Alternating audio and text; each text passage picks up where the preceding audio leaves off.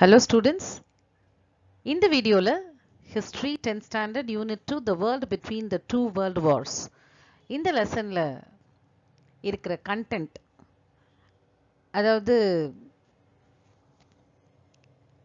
The Great Economic Depression, Fascism in Italy, Nazism in Germany, இதெல்லாம் பற்றி நம்ம டீட்டெயிலாக பார்க்க போகிறோம்.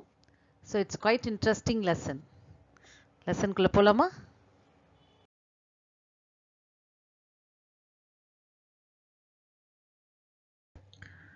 ஸோ அடுத்ததான் நம்ம இன்ட்ரோடக்ஷன்.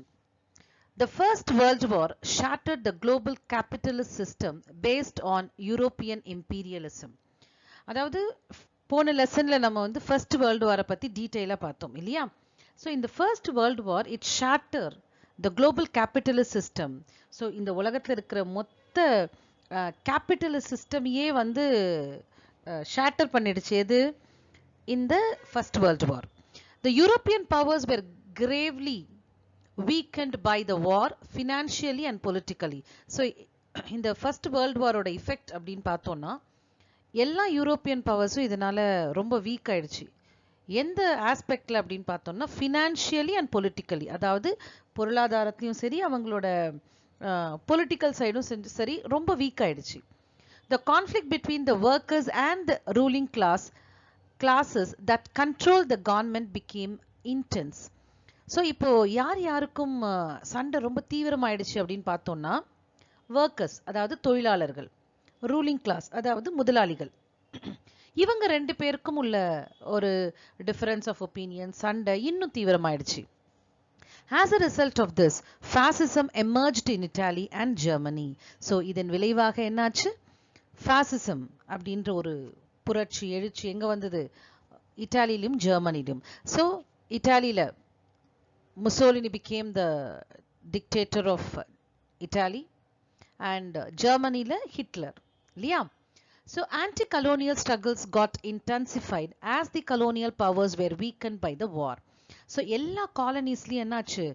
anti-colonial struggle ரொம்ப தீவிரமாயிடுச்சு, intensified, தீவிரமாயிடுச்சு. And all the colonial powers were weakened by the war.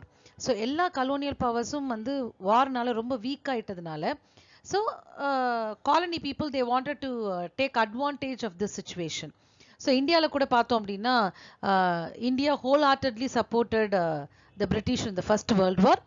அந்த ஃபர்ஸ்ட் வேர்ல்டு வார் முடிஞ்ச உடனே நமக்கு ஏதாவது பண்ணுவாங்க, நம்மளை பாராட்டுவாங்க அப்படின்லாம் ஒரு எண்ணம் இருந்தது. But they didn't two anything இல்லையா? ஸோ அதுக்கப்புறம் தான் பார்த்தோம் அப்படின்னா நான் கோஆப்ரேஷன் மூமெண்ட்லாம் ஸ்டார்ட் பண்ணது எல்லாமே வந்து after the second world war, sorry first world war. Because எல்லா இடத்துலையும் எல்லா காலனிலையும் ஆன்டி கலோனியல் மூமெண்ட் ரொம்ப ஜாஸ்தி ஆயிடுச்சு, தீவிரமாயிடுச்சு. ஈவன் இன்க்ளூடிங் இந்தியா சொல்லலாம் இல்லையா? இந்தியாலையும் என்னாச்சு? ஃபர்ஸ்ட் வேர்ல்டு வார் முடிஞ்ச உடனே நம்ம இந்தியன்ஸ் வந்து பிரிட்டிஷை எதிர்க்க ஆரம்பிச்சது ரொம்ப தீவிரமாக இருந்தது. So as we saw in the last chapter, the crisis in the Western world had led to the outbreak of World War I. We now turn to the social and political developments in the world after the end of the war. So இப்போ எப்படி நம்ம first சாப்டர்ல அந்த western world அவங்க conclude பண்ண அந்த ட்ரீட்டிஸ்லாம் எப்படி வந்து ஃபர்ஸ்ட் வேர்ல்டு வாருக்கு அழைச்சிட்டு போச்சு அப்படின்றத டீட்டெயிலாக பார்த்தோம் இல்லையா? ஸோ இந்த லெசன்ல நாம என்ன தெரிஞ்சுக்க போறோம் அப்படின்னா, what are the social and political developments took place after the second world war. So இந்த ஃபர்ஸ்ட் வேர்ல்டு வார். ஸோ இந்த லெசன் ஃபுல்லாவே நம்ம எதோட டிராவல் பண்ண போறோம் அப்படின்னா, ஃபர்ஸ்ட் வேர்ல்டு வாருக்கும் செகண்ட் வேர்ல்டு வாருக்கும் நடுவில் என்ன நடந்தது அப்படிங்கிறத பத்தி நம்ம டீட்டெயிலா தெரிஞ்சுக்க போறோம். அடுத்த டாபிக்கா நம்ம பார்க்க போறது த கிரேட் டிப்ரெஷன், அதாவது பொருளாதார பெருமந்தம் அப்படின்னு சொல்லுவோம் இல்லையா? இந்த கிரேட் டிப்ரெஷன் எப்படி ஸ்டார்ட் ஆச்சு அப்படிங்கிறத நம்ம டீட்டெயிலாக பார்க்க போகிறோம். Developments in the post world war one, அதாவது வேர்ல்டு வார் ஒன்னுக்கு அப்புறம் ஏற்பட்ட மாற்றங்கள், டெவலப்மெண்ட்லாம் என்ன அப்படின்றத பார்க்க போகிறோம். The First World War led to the expansion of certain industries in the hope that the wartime boom would continue. So first world வார் நடந்துட்டு இருக்கும்போது தொடங்கப்பட்ட நிறைய இண்டஸ்ட்ரீஸ் எல்லாம் என்னாச்சு அப்படின்னா, அதை நிறைய இண்டஸ்ட்ரியை எக்ஸ்பேண்ட் பண்ணியிருந்தாங்க டியூரிங் த ஃபர்ஸ்ட் வேர்ல்டு வார். ஏன்னா தேவைகள் அப்ப அதிகமா இருந்தது. அதாவது வார் ரிலேட்டட் தேவைகள் ரொம்ப அதிகமா இருந்ததுனால ஆல்மோஸ்ட் நிறைய இண்டஸ்ட்ரி என்ன பண்ணாங்க அப்படின்னா தே எக்ஸ்பேண்டட் மெனி இண்டஸ்ட்ரீஸ். ஸோ இந்த வார் முடிஞ்சதுக்கு அப்புறம் கூட அவங்க என்ன நினைச்சாங்க அப்படின்னா இந்த வார் டைம் பூம் இதே மாதிரி நம்ம ப்ரொடக்ஷன் பண்ணிக்கிட்டே இருக்கலாம், ஸோ நிறைய லாபம் வந்துகிட்டே இருக்கும் அப்படின்ற மாதிரியே அவங்க நினைச்சிட்டு இருந்தாங்க. So they thought that the war time boom would continue even after the end of the First World War. However, when the war came to an end, the industries that grew to meet wartime requirements had to be abandoned or modified. But to their great disappointment, என்னாச்சு, first world வார் முடிஞ்ச உடனே எந்த industry எல்லாம் அந்த வார் டைம்ல develop ஆச்சோ அந்த industry எல்லாத்தையும் ஒன்று அபெண்டன் பண்ற மாதிரி இருந்தது, இல்லைன்னா மாடிஃபை பண்ற மாதிரி இருந்தது. அதாவது ஒன்று அந்த இண்டஸ்ட்ரியை ஃபுல்லாக க்ளோஸ் பண்ற மாதிரி, அப்படி இல்லை அப்படின்னா அதை லைட்டா சேஞ்ச் பண்ணி மாடிஃபை பண்ணி மாற்றி அமைக்கிற மாதிரி இருந்தது அந்த இண்டஸ்ட்ரீஸ் எல்லாம். So the situation was made worse by the political complications caused by the Treaty of Versailles. So இந்த சிச்சுவேஷனை இன்னும் வேர்ஸ் ஆக்கினது எது அப்படின்னு பார்த்தோம் அப்படின்னா ட்ரீட்டி ஆஃப் வெர்சைல்ஸ். ஸோ இன்னும் வேர்ஸ்ட் ஆக்கிடுச்சு அந்த சிச்சுவேஷனை. A new way of economic nationalism which expressed itself in protectionism or in tariff barriers affected the world trade. So ஒரு side industries எல்லாம் க்ளோஸ் பண்ணிட்டாங்க, இன்னொரு சைடு பார்த்தோம் அப்படின்னா எக்கனாமிக் நேஷனலிசம், அதாவது எல்லா நாடுகளும் அவங்க நாட்டில் தயார் பண்ண பொருட்களை மட்டுமே யூஸ் பண்ற மாதிரி இருந்தாதான்.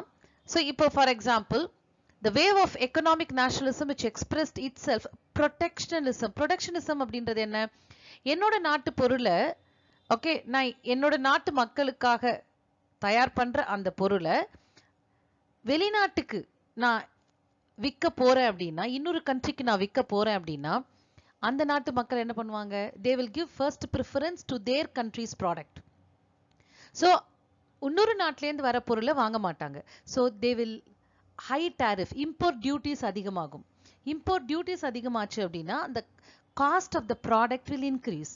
ஸோ இதே மாதிரி எல்லா நாடுகளும் என்ன பண்ணாங்க அப்படின்னா they levy more tax on the import duty, levy more tax on the import goods. இப்போ என்னாச்சு, இம்போர்ட் கூட்ஸோட விலை ரொம்ப அதிகமாயிடுச்சு. So this is what it is called a wave of economic nationalism which expressed itself protectionism or in tariff barrier. It affected the whole trade. அதாவது ஒவ்வொரு நாடுகளும் என்ன பண்றாங்க அப்படின்னா நம்ம ப்ராடக்ட், அதாவது நம்ம நாட்டில் தயார் பண்ற ப்ராடக்ட்டுக்கு பாதுகாப்பு வேணும். அதே மாதிரி சுங்கத்தடை. சுங்கத்தடை அப்படிங்கிறது என்ன, நான் ஏற்கனவே சொல்லியிருக்கேன், இம்போர்ட் டியூட்டிஸ் போடுவாங்க. So cost of the goods will increase. So the war also placed a heavy burden of debt on every European country. So இந்த சண்டைக்கு அப்புறம், அதாவது ஃபர்ஸ்ட் வேர்ல்டு வார்க்கு அப்புறம் பார்த்தோம் அப்படின்னா heavy burden of debt on every European countries. ஒவ்வொரு நாடுகளுக்கும் பயங்கரமான கடன் சுமை ஆயிடுச்சு இதனால. ஸோ ஏதோ ஒன்று எதிர்பார்த்து என்ன பண்றாங்க, இண்டஸ்ட்ரியை டெவலப் பண்ணாங்க, எக்கானமியை சரி பண்ணாங்க, ஸ்டெபிளைஸ் ஆயிடும் வார் முடிஞ்ச உடனே நினைச்சாங்க. But to their great disappointment என்னாச்சு, அவங்களால கடன் ரொம்ப அதிகமாயிடுச்சு. So not only for the defeated nation but also for the victorious nation கடன் ரொம்ப அதிகமாயிடுச்சு. Stock market crash in the US. So என்ன ஆச்சு அப்படின்னா ஸ்டாக் மார்க்கெட் திடீர்னு சரிய ஆரம்பிக்குது யூஎஸ்ல. The first huge crash occurred on 24th October 1929. இது வந்து உங்களுக்கு கண்டிப்பா ஒரு ஒன் வேர்ட்ல கேட்கக்கூடிய ஒரு கேள்வி. ஸ்டாக் மார்க்கெட் கிராஷ் எப்போ நடந்தது அப்படின்னு கேட்பாங்க. So this was happened on 24th October 1929. சரி, இது வந்து நியூயார்க், யூஎஸ்ல இருக்கிற நியூயார்க்ல திடீர்னு சடனா எல்லா ஷேர் மார்க்கெட், அதாவது ஷேர் வேல்யூஸ் எல்லாத்தையும் கம்மியாக ஆரம்பிக்குது. So this discouraged investors and customers to such an extent that more and more people began to sell their shares and dispose of their stocks. So என்ன நடக்குது அப்படின்னா, ஸோ எல்லா முதலீட்டாளர்கள் இருப்பாங்க இல்லையா, ஸோ அவங்க எல்லாம் நம்பிக்கை போயிடுச்சு, ஸோ கஸ்டமர்ஸ் அவங்களுக்கும் நம்பிக்கை போச்சு. ஓகே, நமக்கு வந்த வரைக்கும் லாபம் அப்படின்ட்டு எல்லா ஷேர்ஸையும் விற்க ஆரம்பிக்கிறாங்க. They wanted to dispose all their shares, but there were no buyers. So வாங்குறதுக்கு யாருமே ரெடியா இல்லை. ஏன்னா இந்த அளவுக்கு ஒரு ஷேர் மார்க்கெட் சரிஞ்ச உடனே எல்லாருக்கும் ஒரு பயம், திருப்பி அது பிக்கப் ஆகுமா அப்படின்ற ஒரு டவுட் வந்துருச்சு. ஸோ ஷேர் வேல்யூ எல்லாம் கம்மியான உடனே எல்லா ஷேர்ஸையும் நிறைய பேர் விற்க ஆரம்பிக்கிறாங்க. But nobody is ready to buy. So there were no buyers, and this was followed by the failure of American banks. So இதனோட விளைவு என்ன அப்படின்னு பார்த்தோம்னா, American banks failed because many of the people invested in the share market. எப்படி invest பண்ணியிருந்தாங்க அப்படின்னா, by getting loans from the bank. So loan வாங்கி, பேங்க்லேருந்து லோன் வாங்கி என்ன பண்ணியிருக்காங்க, ஷேர் மார்க்கெட்டில் இன்வெஸ்ட் பண்ணியிருக்காங்க. ஸோ அவங்களோட எண்ணம் என்னவா இருந்தது அப்படின்னா, they wanted to be a rich person within a short span of time. So ரொம்ப குறுகிய காலகட்டத்தில் பணக்காரனாக ஆகணும் அப்படின்ற ஒரு எண்ணத்தில் என்ன பண்ணுறாங்க, லோன் வாங்கி ஷேர் மார்க்கெட்டில் இன்வெஸ்ட் பண்ணுறாங்க. ஸோ இந்த வாட்டி ஷேர் கிராஷ் ஆன உடனே அதாவது அந்த திருப்பியும் ups and down share market வேல்யூல இருந்துட்டே தான் இருக்கும். But this time there is no improvement. So எல்லாரும் விற்க வந்த உடனே nobody is ready to buy the shares.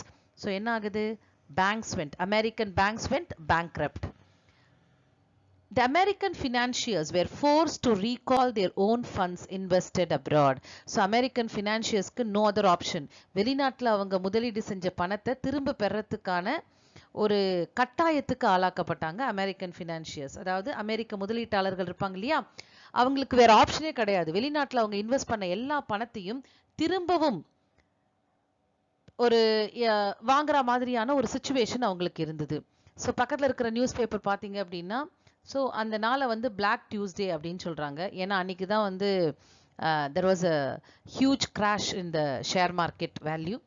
So இது எல்லாமே வந்து அன்னைக்கு கிராஷ் ஏற்பட்ட அன்னைக்கு வந்த newspapers. That is on 24th October 1929.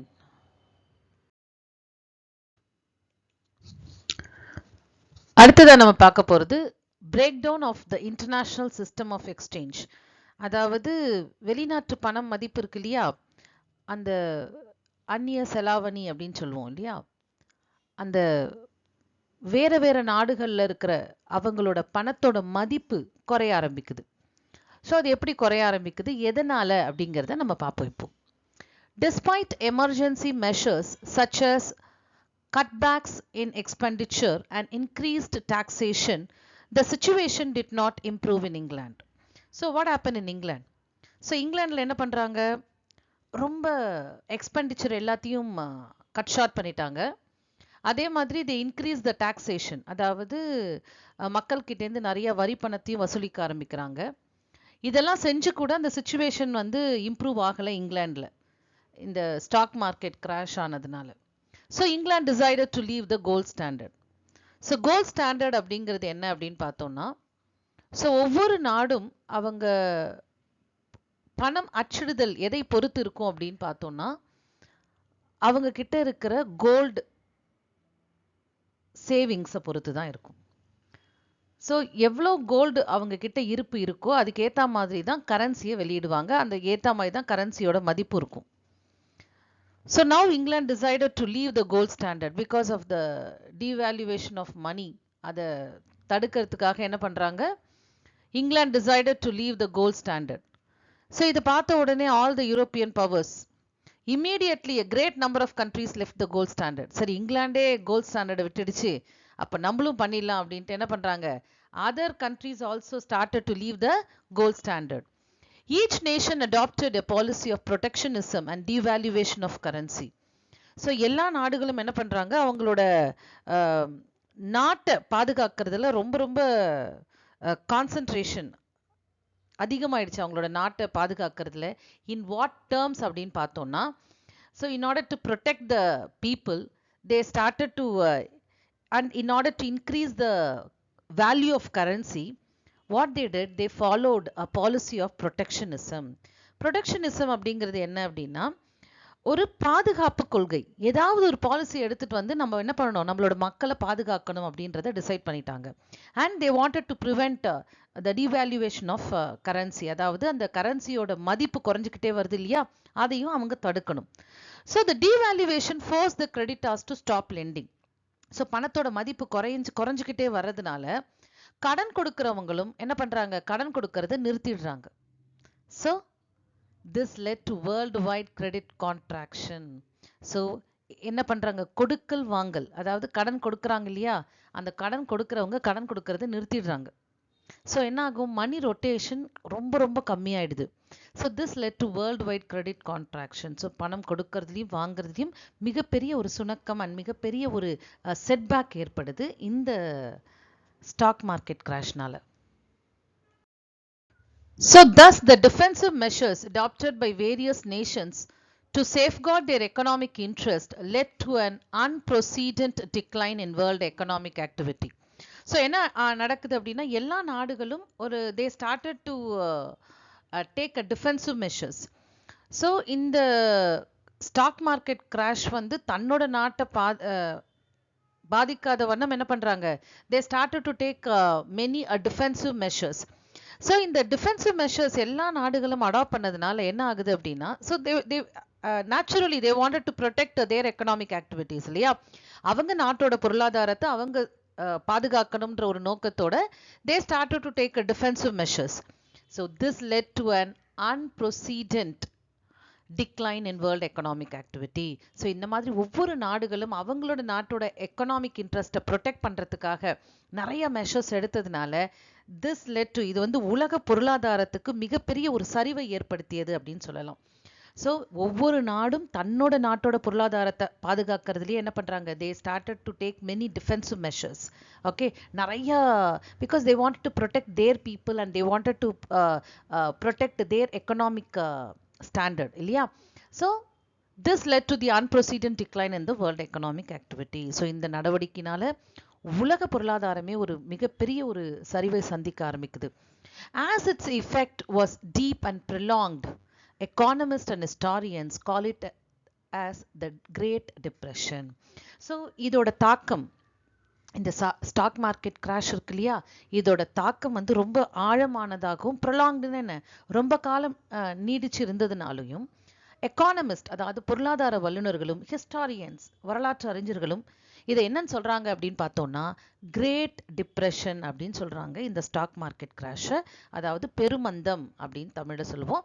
So இந்த stock market crash it was so deep and prolonged, அதனால தான் the economists and historians call it the Great Depression.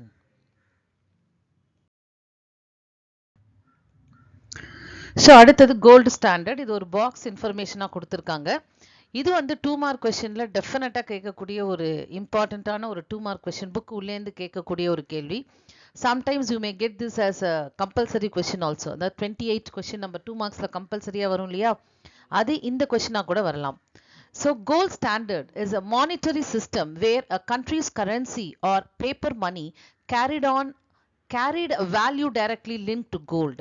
நான் ஏற்கனவே சொன்னது தான், கோல்டு ஸ்டாண்டர்ட் அப்படிங்கிறது என்ன அப்படின்னு பார்த்தோம்னா, it's a monetary system where ஒரு நாட்டோட கரன்சி, அதாவது இப்போ தங்க மதிப்பீட்டு அளவு அப்படின்னு சொல்லுவோம் இந்த கோல்டு ஸ்டாண்டர்டை.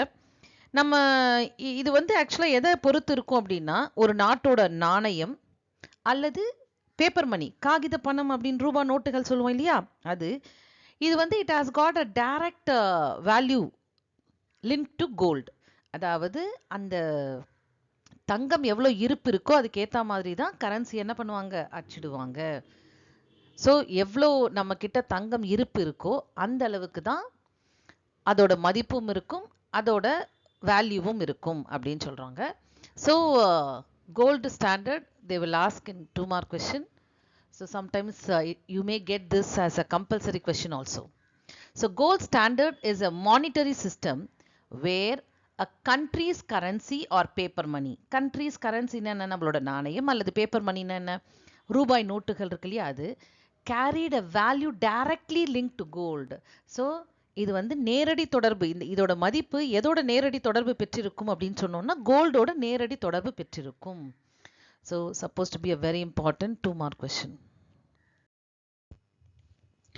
நெக்ஸ்ட் நம்ம பார்க்க போகிறது ரிப்பர்க்யூஷன் இன் பாலிடிக்ஸ். அதாவது இந்த ஸ்டாக் மார்க்கெட் கிராஷ் வந்து பாலிடிக்ஸில் என்ன மாதிரியான ஒரு அதிர்வுகளை ஏற்படுத்தியது அப்படின்னு பார்க்க போகிறோம்.